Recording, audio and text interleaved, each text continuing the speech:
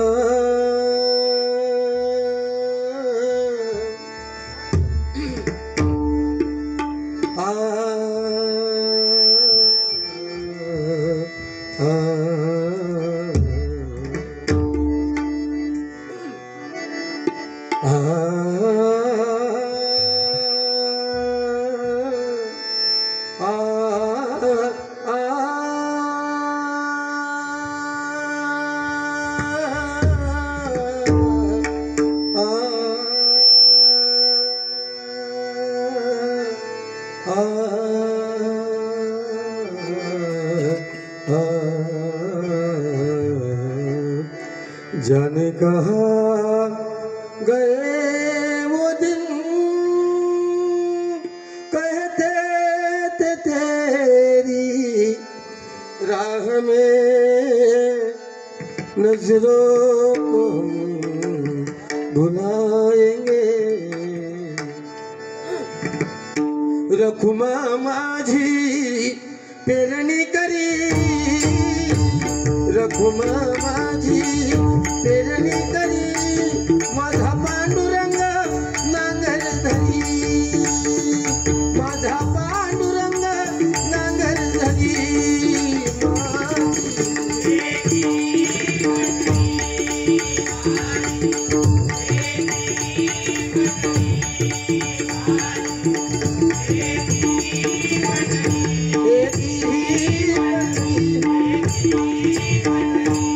गुरुदत्ताच्या चरणी दत्त नामाच्या कीर्तनी, गुरुदत्ताच्या चरणी दत्त नामाच्या कीर्तनी, गुरुभक्तीच्या पुढे मन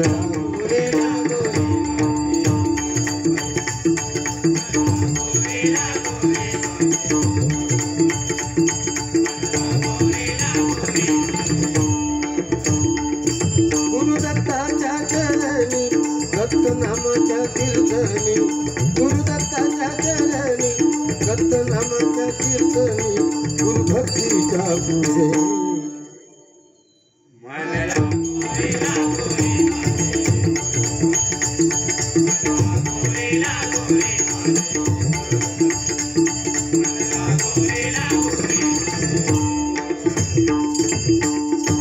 नमो एकदंता शिवगौरी सुता, नमो एकदंता शिवगौरी सुता. तुझ्या चरणी ठेवितो माथा,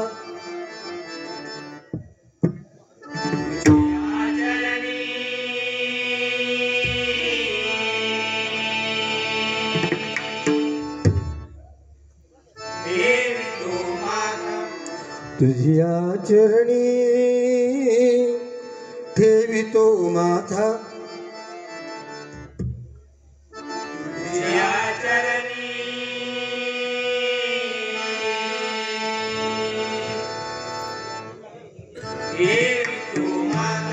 तुझ करता आणि करविता, तुझ करता आणि करविता, तुझ करता आणि करविता, तुझ करता आणि करविता. शरण आलो मी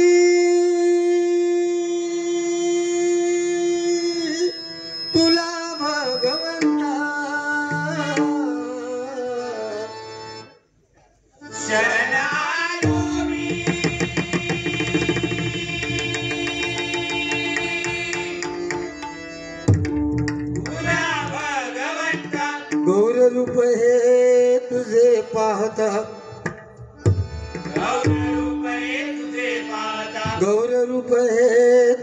पाहता गौर रूप रे तुझे पाहता सौख्य लाभू दे अमुच्या चित्ता. सौख्य लाभ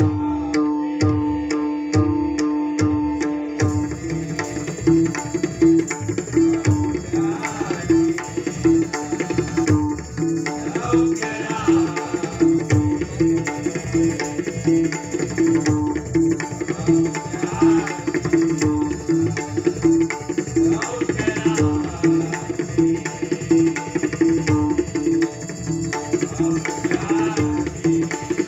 पुंडलिका वरदे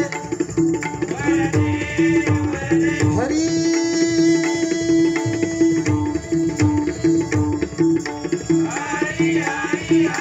विठ्ठल श्री ज्ञानदेव तुकाराम श्री पंढरीनाथ विघ्न हरता गणपती गजानन पवनपुत्र हनुमान ग्रामदेवता देवी सामी कुलदेवता व्यानमाता भवानी आई बोरताई देवी देवलिंग रवनाथ देव गांगेश्वर श्री सत्यनारायण रंगदेवता हर हर हर हर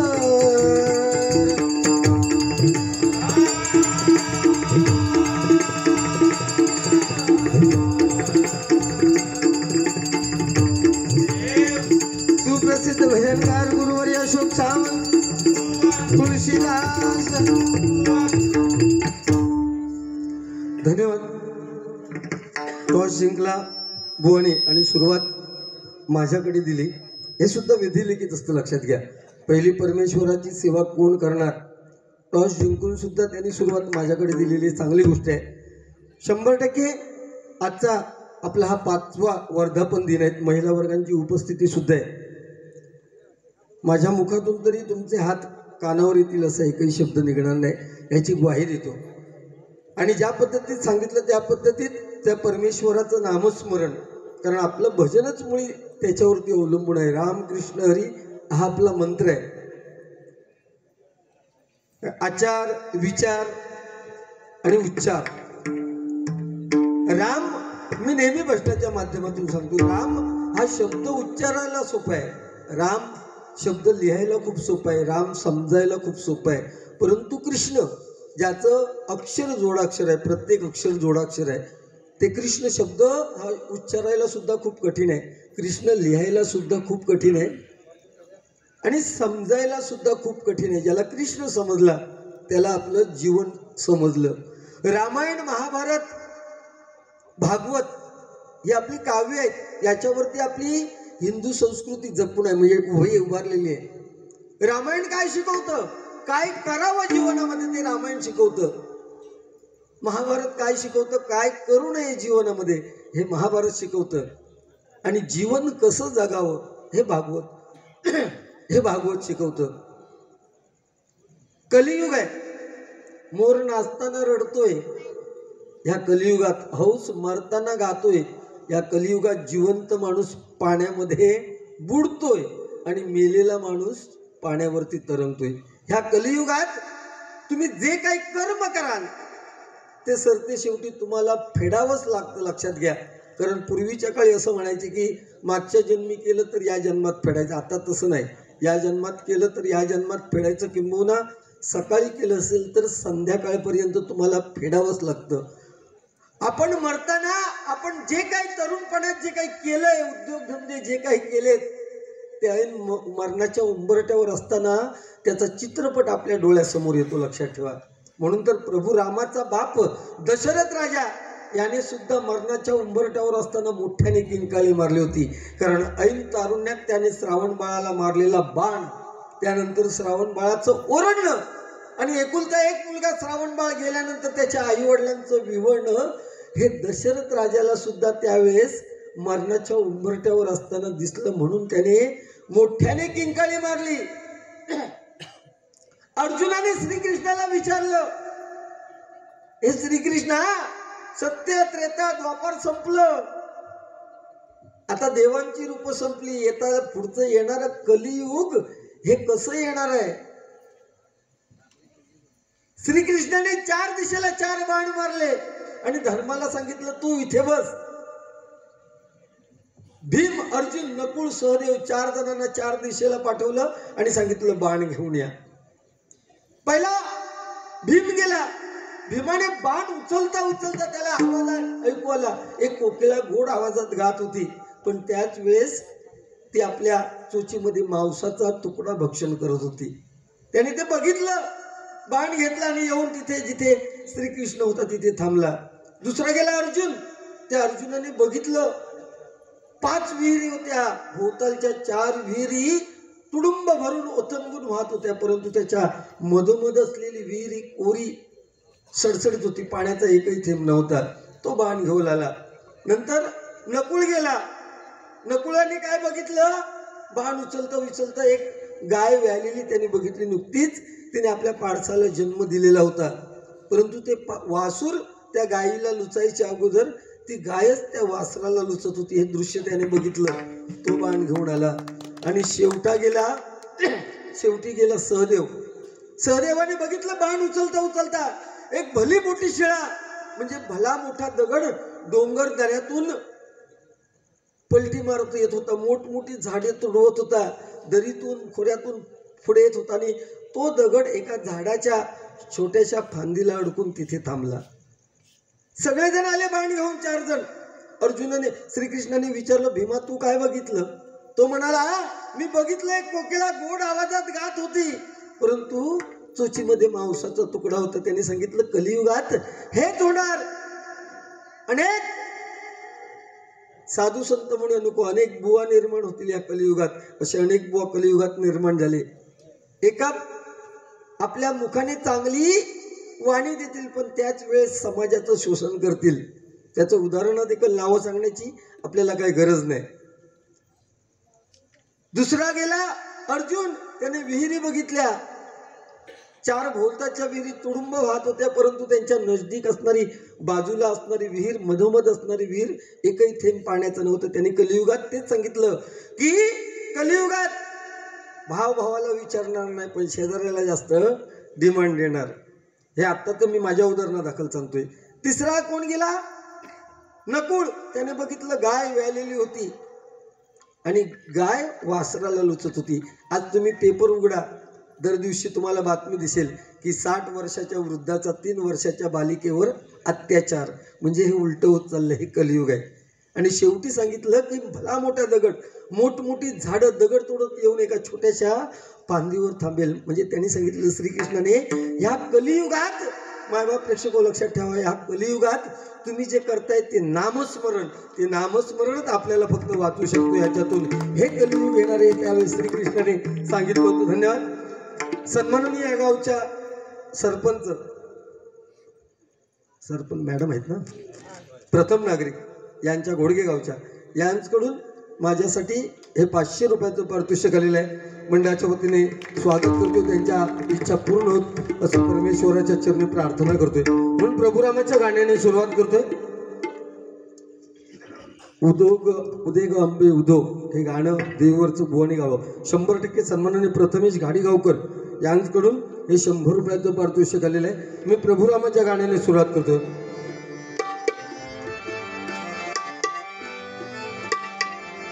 श्री राम जानकी बैठे हैं मेरे सीने, श्री राम जानकी बैठे हैं मेरे सीने.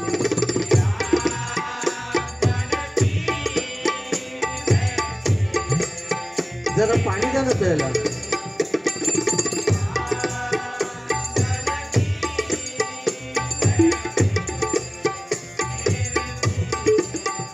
देख ले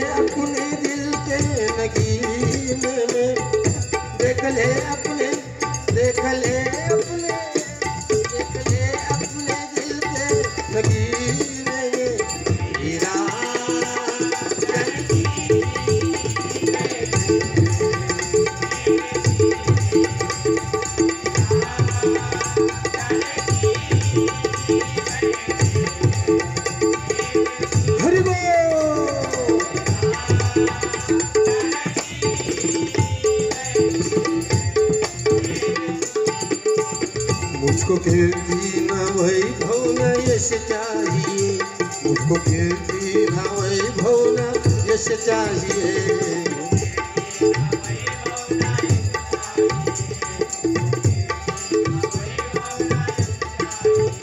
राम के नाम का मुझको रस चाहिए, राम के नाम का मुझको रस चाहिए।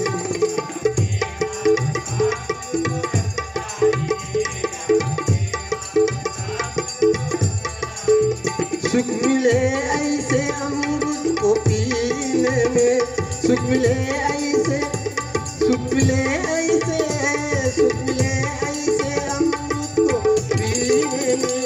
श्री राम जानकी बैठे हैं मेरे जी। हरि बोल। जानकी बैठे मेरे जी। राम जानकी मेरे जी। देख ले अपने दिल के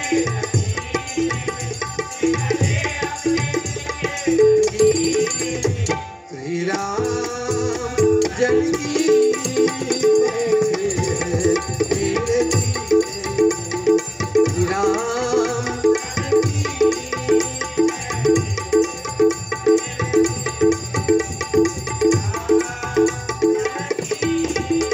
बैठे हैं मेरे जी।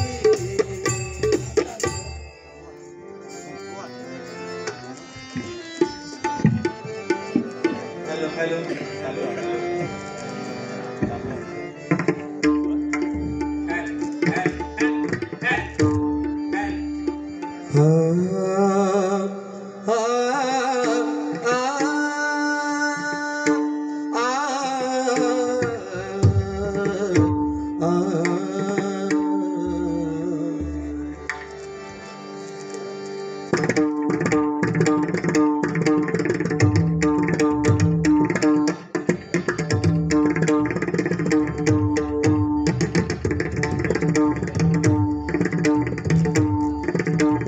हरि जय जय राम, हरि जय जय राम, हरि जय जय राम कृष्ण, राम कृष्ण हरि, हरि जय जय राम, हरि जय जय राम, हरि जय जय राम कृष्ण, राम कृष्ण हरि, हरि जय जय राम, हरि जय जय राम, हरि जय जय राम कृष्ण, राम कृष्ण हरि, हरि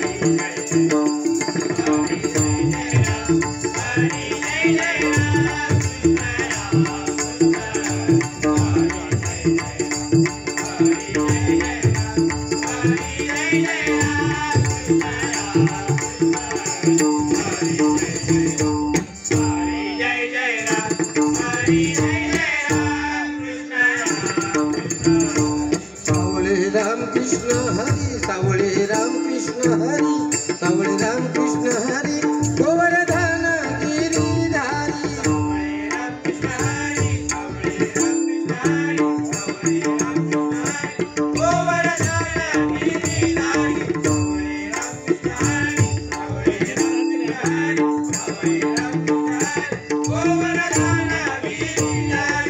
राम कृष्ण हरी, राम कृष्ण हरी, राम कृष्ण हरी, सावळे राम कृष्ण हरी।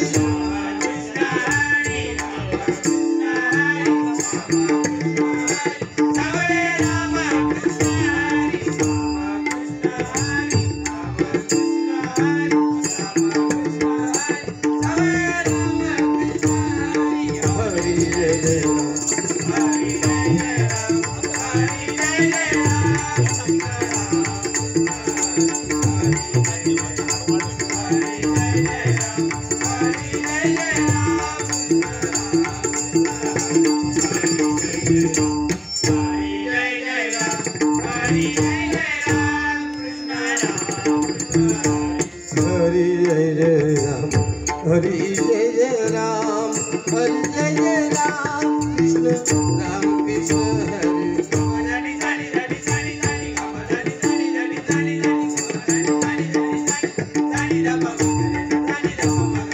हरि जय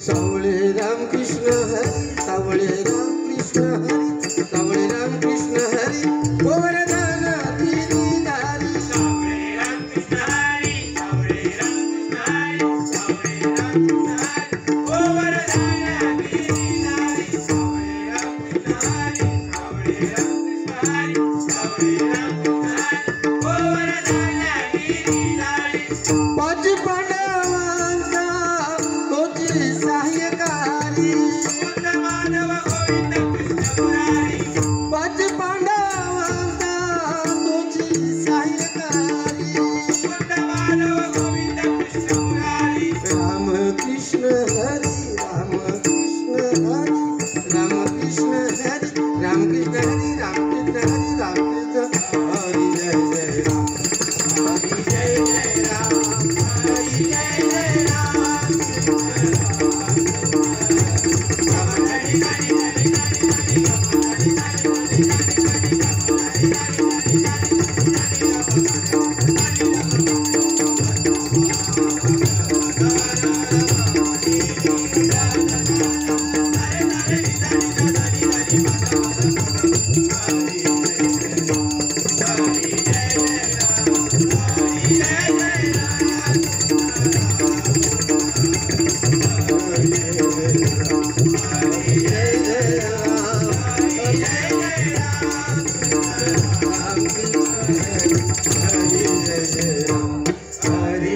जय राम हरी जय जय राम हरी जय जय राम